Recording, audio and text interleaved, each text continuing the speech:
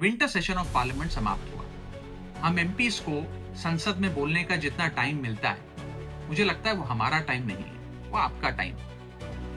Parliament चलाने का खर्चा हो या एमपीज की सैलरीज हो, ये तमाम खर्च इंडियन टैक्स पेयर भरता है। देश के मेहनतकश लोगों की कमाई से चलता है। इसीलिए संसद में आवाज भी उनकी उठनी चाहिए, इश्यूज भी उनके उठने चाहिए। ताकत एक एमपी की आवाज में, उसकी पोजीशन या पद में नहीं, असली ताकत है आपकी आवाज में। जैसे आज से कुछ दिन पहले जब मैंने एयरपोर्ट पर मिल रहे महंगे खाने की बात रखी, उसे आपने अप्रिशिएट किया, खूब स्प्रेड किया, लाइक किया, उसे शेयर किया, और वो चीज सही कानों तक पहुंची और सरकार ने देश के एयरपोर्ट्स पर उड़ान कैफे नाम की एक सब्सिडाइज्ड कैंटीन खोलने का फैसला लिया। ठीक उसी तरह इस बार भी विंटर सेशन ऑफ पार्लियामेंट में हमने कई इंपॉर्टेंट इश्यूज उठाने की कोशिश करी।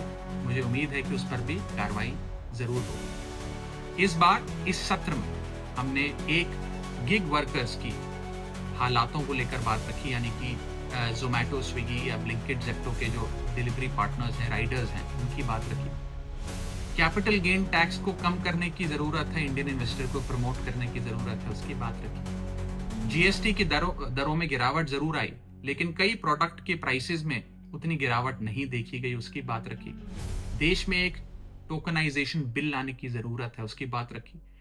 डिजिटल कंटेंट क्रिएटर्स जो कॉपीराइट स्ट्राइक से परेशान हैं, उनके कंसर्न्स को हाउस में रखा।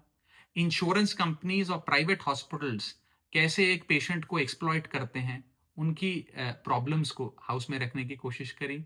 इंडिगो क्राइसिस हो, पोल्यूशन हो, ये तमाम इश्यूज इस बार उठाए।